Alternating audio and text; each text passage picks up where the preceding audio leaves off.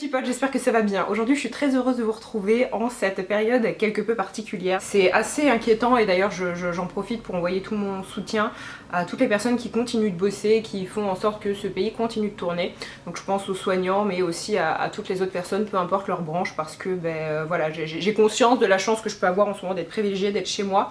Même si je dois vous avouer que pour les influenceurs c'est un peu période creuse parce que tous les contrats s'annulent, mais voilà, je m'en plains absolument pas et je pense vraiment mille fois, mais alors mille fois vous. Et aujourd'hui donc je vous retrouve, j'avais pas trop d'idées de vidéos, donc d'ailleurs n'hésitez pas à me dire en commentaire si vous avez des idées de vidéos à faire, parce que je dois vous avouer qu'avec le climat actuel j'avais un peu peur que certaines vidéos soient mal perçues ou ce genre de choses là. D'ailleurs je suis très active depuis maintenant quelques temps sur Instagram, beaucoup plus qu'avant. Je vous poste une photo environ tous les 2 jours, alors qu'avant c'était une photo tous les 10 jours.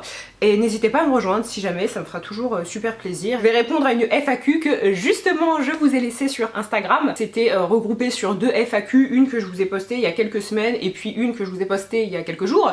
Voilà, il y a des questions assez différentes, notamment certaines qui sont revenues plusieurs fois. Bref, donc j'espère que cette vidéo va vous plaire, et puis si ça vous intéresse, je vous laisse avec la suite. Alors une des questions qu'on m'a posée le plus souvent et que je trouvais très intéressante, c'est: penses-tu que la chirurgie esthétique soit addictive? Et alors pour cette question, j'ai envie de répondre que oui et à la fois que non, ça dépend. Je ne sais pas si vous avez vu la dernière vidéo d'Oria où dedans elle parle de la chirurgie esthétique et elle s'exprime contre la chirurgie esthétique, je mets ça entre guillemets, mais n'hésitez pas à aller la voir, elle est vraiment très intéressante, cette vidéo est très pertinente. Et en fait oui, la chirurgie ou la médecine esthétique, il y a quelque chose d'addictif. Si je reprends mon histoire, j'ai refait mes seins il y a 5 ans maintenant parce que j'avais une malformation voilà, de naissance, c'était comme ça, j'étais mal foutue, j'avais pas de bol. D'ailleurs ça a été plus considéré comme de la reconstruction, j'ai été remboursée par la sécurité sociale, donc il n'y avait pas que cette visée esthétique. Quand je dis que c'était de la reconstruction, j'ai l'impression d'être un chantier, je vous jure, bref, j'ai l'image en tête. Mais non voilà, j'en rigole, il n'y a pas de problème, mais c'est quelque chose qui m'a demandé beaucoup de réflexion, beaucoup de temps, ça a été un long cheminement. Avant de me faire opérer, j'ai essayé de régler le problème par moi-même, en m'acceptant, tout ça, et ça n'a jamais fonctionné. Donc au bout de plusieurs années, je me suis dit, bah écoute, fais-toi opérer. Et à partir du moment où je me suis fait opérer, ça a complètement réglé le problème, et à aucun moment je me suis dit, ah bah tiens, si demain je me faisais poser des implants dans le cul, parce que c'est super joli. Bah non, j'ai réglé mon problème avec mes nichons, et à partir de ce moment-là, tout était cool, et c'était génial, et voilà. Et en fait c'est ça, la chirurgie esthétique doit vous aider pour ça. Vous avez un énorme complexe, vous n'arrivez pas à passer outre, très bien, vous vous faites opérer et à partir de ce moment-là, c'est réglé. Vous voyez, si derrière, bah, vous avez envie de refaire autre chose qui à la base ne vous complexait pas, là il y a un problème. Pour ma bouche, c'est un raisonnement beaucoup plus égoïste parce que j'en avais envie, je trouvais ça joli. Et je l'ai fait sans penser à qu'est-ce qu'on va dire, pourquoi ci, pourquoi ça, peut-être que je vais influencer telle ou telle personne. Non, à ce moment-là, je me suis dit, ok, bah t'as envie, bah tu le fais. Est-ce que je regrette? Pas le moins du monde. Est-ce que j'aime? Assurément. Est-ce que je vous le conseille? Pas du tout. Voilà, je crois que vous avez compris. Mais là où c'est problématique, c'est que lorsque je suis sortie de chez le médecin, quelques jours après, je me suis dit, oh c'est joli, et si jamais je faisais des injections à cet endroit? Je le montre la joue, absolument pas, mais voilà, je me suis dit tiens, peut-être là ça améliore un petit peu ton naturel, tu te trouves plus jolie comme ça, bah pourquoi tu ferais pas des injections dans un autre endroit pour aussi peut-être mieux t'apprécier? Et puis là, ça m'a traversé l'esprit 2 minutes, et après je me suis dit non mais t'es complètement con, absolument pas, continue bah, comme tu faisais avant, et voilà. Je ne sais pas si je referai des injections aux lèvres, mais ce qui est sûr c'est que ça m'a peut-être traversé l'esprit de refaire autre chose derrière, mais tout de suite je me suis ressaisie et je me suis dit non. Mais là où c'est problématique, et c'est surtout en fait avec cette démocratisation via Instagram et les autres réseaux sociaux, c'est que j'en parlais avec la petite sœur d'une copine qui a 19 ans, et en fait en parlant de tout ça avec elle, au fur et à mesure de la conversation, je me suis rendu compte qu'elle était au courant de 1001 façons d'améliorer son naturel via des injections, via certaines opérations. Elle me parlait de trucs, j'étais même pas au courant. Je me suis dit waouh, une gamine de 19 ans est au courant de tout ça, a grave envie de faire toutes ces choses, de les tester. Dieu merci, elle a pas l'argent pour, et bah, du coup elle le fera pas, mais elle a cette envie. Et là je me dis mais c'est dramatique parce que si ces filles ont pour modèle, ces jeunes filles ont pour modèle des femmes plus âgées, disent ah oui je m'en fous, je fais ce que je veux et je refais tout. C'est dommage, encore une fois je blâme aucune personne, et peut-être que moi j'ai mis dans la tête à des gamines de 17 ans, oh mon dieu tu dois te refaire tes lèvres, mais bordel j'ai jamais dit ça, mais après voilà les gens interprètent ça comme ils l'entendent et j'en suis pas responsable, mais je vois bien le problème voilà, qu'il y a par rapport à ça, je le nie pas, moi ça m'a fait plaisir et c'est tout, mais je trouve qu'effectivement dans la chirurgie esthétique, oui il y a un petit côté, ou la médecine esthétique encore une fois, il y a un petit côté addictif, parce que si moi ça m'a traversé l'esprit, alors que voilà je suis bien dans ma peau, j'ai 28 ans, tout ça, je me dis bordel, une gamine qui est plus jeune et plus influençable, bah peut-être que elle pourrait vraiment le choper en fait cet aspect addictif, et là c'est tellement dommage. Puis deuxième question qui m'a beaucoup fait rire, c'est est-ce que tu as des piercings ou des tatouages? Alors ça c'est le genre de question que l'on me posait dans les FAQ en 2012, mais je l'ai sélectionné parce que justement j'ai une réponse à apporter. Est-ce que j'ai des piercings? Alors pas du tout, il y a certains piercings que j'adore sur le visage ou au niveau des oreilles et je trouve ça super, j'allais dire élégant. Élégant c'est peut-être pas le mot, mais j'aime beaucoup ça, mais voilà moi je n'en ai aucun. La seule chose que j'ai c'est 2 trous au niveau des oreilles et 3 de ce côté-ci, et je les ai fait il y a pas très longtemps en fait parce que jusqu'à présent j'avais qu'un trou à chaque oreille, enfin à chaque lobe, et ils se sont plus ou moins rebouchés, donc là j'en ai refait et c'est vrai que je trouve ça vraiment très joli. J'aime pas l'oreille, c'est une partie du corps que je n'aime pas du tout, mais je trouve qu'habillé de quelques piercings ça passe beaucoup mieux. Et en ce qui concerne les tatouages, je n'en ai pas et il n'y a aucune chance que je m'en fasse un jour parce que je n'aime pas ça. J'ai tendance à dire oui sur les autres ça va, non en vrai typiquement moi un mec avec des tatouages, c'est une histoire de goût, hein, ne me tombez pas dessus, mais c'est pas du tout quelque chose qui m'attire. Et je sais que c'est le cas de plein de copines autour de moi qui m'ont regardé ça et qui m'ont rigolé. Il y a certains tatouages que je peux trouver jolis, chez elles par exemple, que je trouve très fins parfois et que j'aime bien, mais d'une façon générale, non, je suis pas très tatouage. Ensuite, troisième question que j'aime beaucoup trop, c'est est-ce que tu es entreprenante quand un mec te plaît? Et là c'est Alix qui me l'a posé, donc Alix Kirkerlove, sur toi pour toujours. Mais alors, je sais pourquoi elle me posait cette question en l'occurrence, mais alors pas du tout, pas du tout. Parfois de temps en temps, je regarde l'ancienne de mes vidéos, il y a quelques années et tout, et à l'époque je disais ça. Et alors bah les gars, ça c'est pas un truc qui s'améliore chez moi avec l'âge. D'ailleurs j'y réfléchissais il y a pas très longtemps, et j'ai tellement ri parce que au cours on va dire de ces derniers temps, de ces dernières années, pas forcément là les 2 dernières semaines, mais j'ai quand même réfléchi, je me suis retrouvée 4 fois à dormir avec genre mon crush du moment, et en fait il s'est rien passé, parce que là je réfléchissais, ça m'est pas juste arrivé une fois, non moi 4 fois, et en fait si ça se trouve j'en oublie parce que là je prends vraiment genre les derniers grosso modo, et ça m'est arrivé 4 fois où parfois j'en ai reparlé avec le mec genre plus tard, il m'a dit ouais non en fait moi j'avais grave envie mais j'ai pas osé blablabla. Ah ben moi c'est pareil frère, non pas mon frère là en l'occurrence. En général ils se retrouvent dans mon lit ou je me retrouve dans leur lit pour des raisons un peu variées, mais on va dire de base c'était pas forcément prévu, genre une soirée qui se termine tard ou un truc comme ça, blablabla. Et à chaque fois en fait quand j'en ai reparlé avec certains d'entre eux des années plus tard et que le temps a fait son travail, donc voilà je leur dis non mais tu sais à l'époque en vrai j'aurais grave aimé qu'il se passe un truc, j'ai juste pas osé, et en fait les mecs me disent la même chose et du coup je suis là bah merde alors. Puis question suivante, est-ce que tu as un crush en ce moment? Et alors je note que ma vie sentimentale vous passionne parce que j'ai eu plein de questions qui étaient à propos de ça dans la FAQ, donc écoutez oui vous avez raison, en vrai il y a 2-3 petites anecdotes là que je pourrais vous raconter et qui vous feraient beaucoup rire. Mais malheureusement je peux pas trop les partager parce que, ou peut-être que je le ferai un jour, mais j'attends un peu que ça se tasse, vous voyez, parce que voilà les concernés pourraient tomber sur mes vidéos et les pauvres j'ai pas envie de les exposer, mais vous voyez il m'est quand même arrivé des trucs, mais écoutez c'est rigolo, le principal c'est qu'on rigole bien à la fin et voilà hein, donc amusez-vous. Donc est-ce que j'ai un crush en ce moment, c'est la question, et ouais plusieurs parce que faut toujours plusieurs casseroles sur le feu, c'est important mes enfants. Non je rigole mais... Autre question, astuce pour t'occuper pendant le confinement. Eh ben écoutez les gars, j'ai retéléchargé les Sims, voilà, en ce moment il y a une méga promo, vous les payez 19 balles.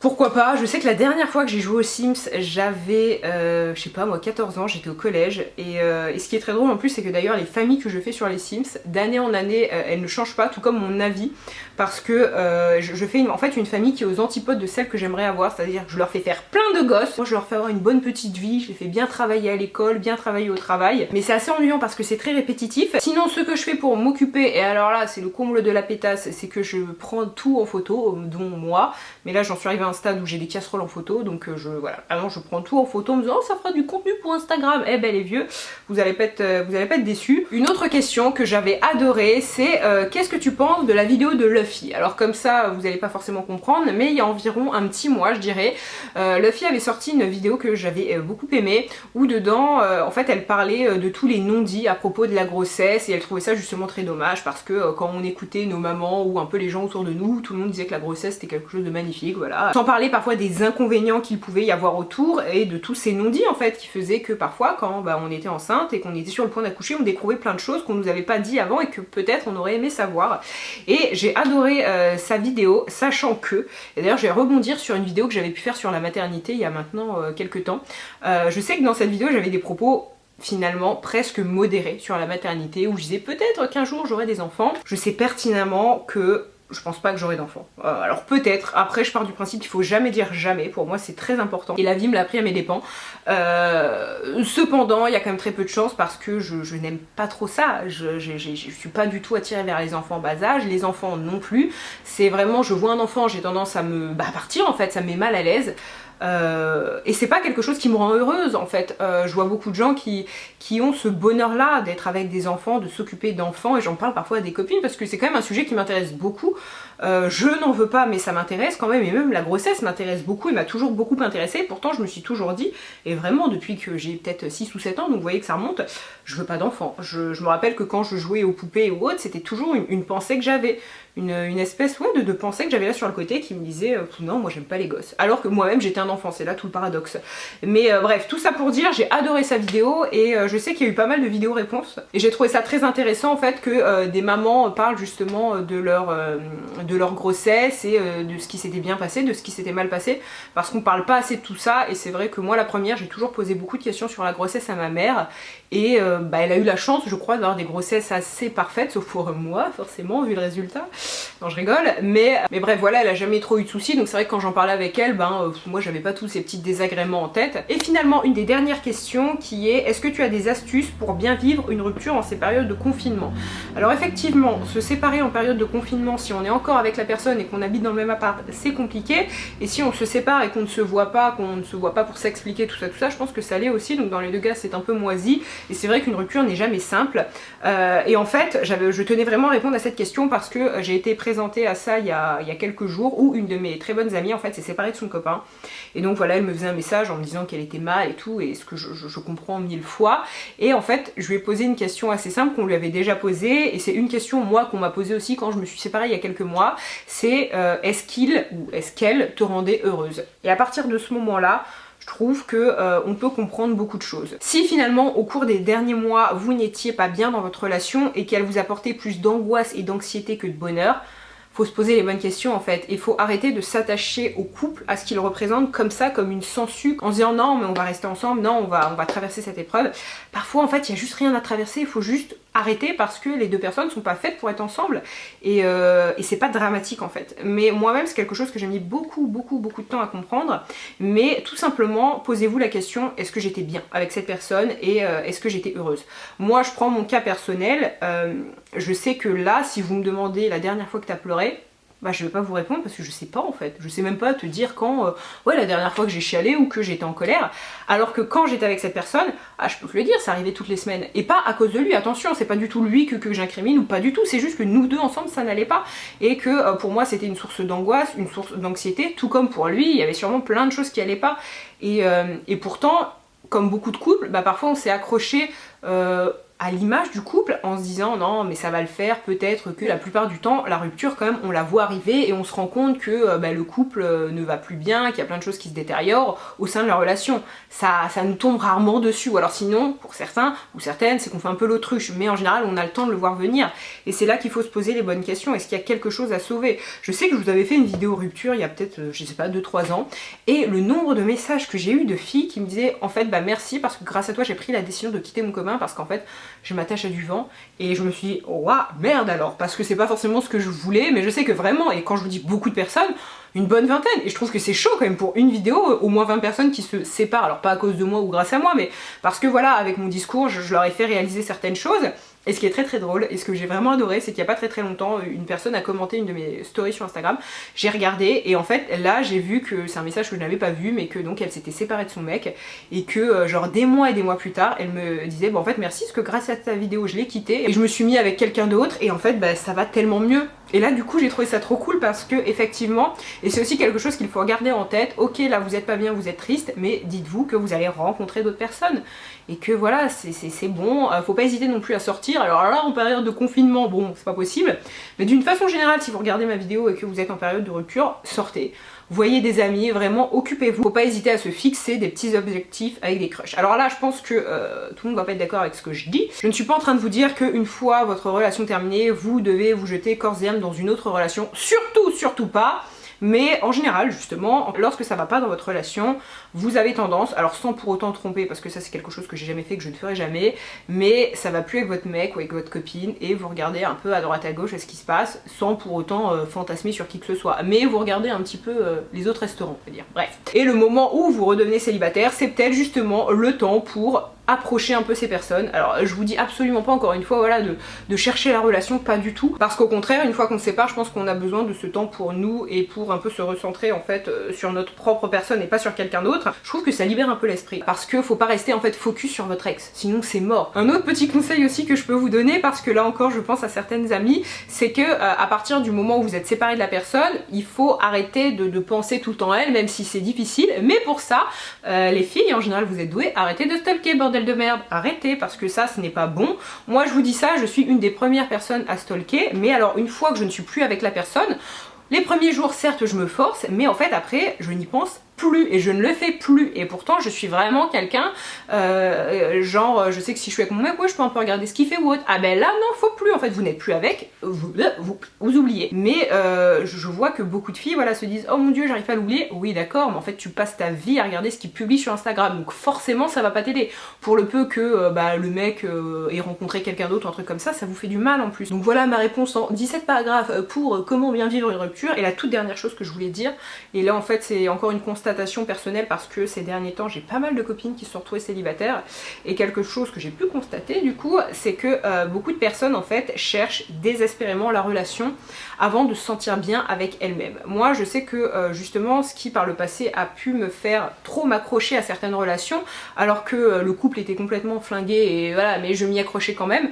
c'est juste que en fait j'avais peur d'être toute seule, et ça c'est un point que m'a fait remarquer une copine il y a pas très longtemps. Je m'accrochais justement à ces couples parce que je me disais j'ai pas envie d'être toute seule, je pense que si j'étais toute seule ça serait encore pire. Et en fait non, faut vraiment réussir en fait à apprécier cette solitude. Si vous n'arrivez pas à être heureux avec vous-même, vous n'arriverez pas à être heureux avec quelqu'un. C'est très con, ça c'est un truc qu'on entend souvent, mais qui est vrai. La personne qui est avec vous, elle est pas là pour supporter vos problèmes, surtout en début de relation en fait. Et il faut être très indépendant par rapport à tout ça, alors c'est dur, je le sais. Et finalement dernière question, et celle-ci vous allez le comprendre, m'a été posée il y a quelques semaines lors de ma première FAQ, c'est je vois que tu reprends les voyages à Paris, du coup ça y est, fini les mauvais souvenirs. Alors effectivement je vous avais fait une vidéo, je crois que c'était en octobre dernier, où je vous disais que j'avais plus envie, en fait j'avais freiné moi-même les voyages à Paris parce que je m'y sentais plus bien. Et effectivement comme je vous l'ai dit en fait dans ma dernière vidéo, vraiment j'ai eu un regain, enfin alors bon maintenant c'est indécent de le dire, mais fin 2019 et surtout début 2020 j'ai adoré, enfin j'ai rarement autant kiffé de toute ma vie. Alors là maintenant bon c'est complètement indécent de dire ça, mais à titre personnel et vraiment purement égoïste et personnellement 2020 j'ai adoré, mais enfin le début de... Là un peu moins, je vous avoue, là depuis une semaine un peu moins, mais sinon pour moi ça s'est bien passé.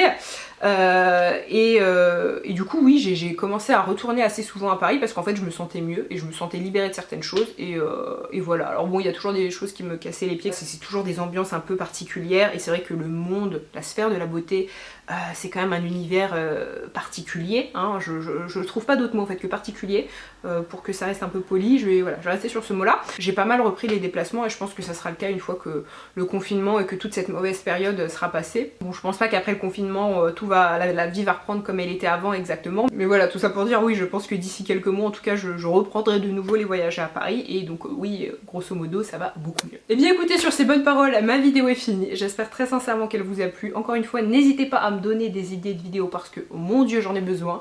Je vous embrasse très fort et surtout je vous dis à très bientôt et je vous envoie plein de courage.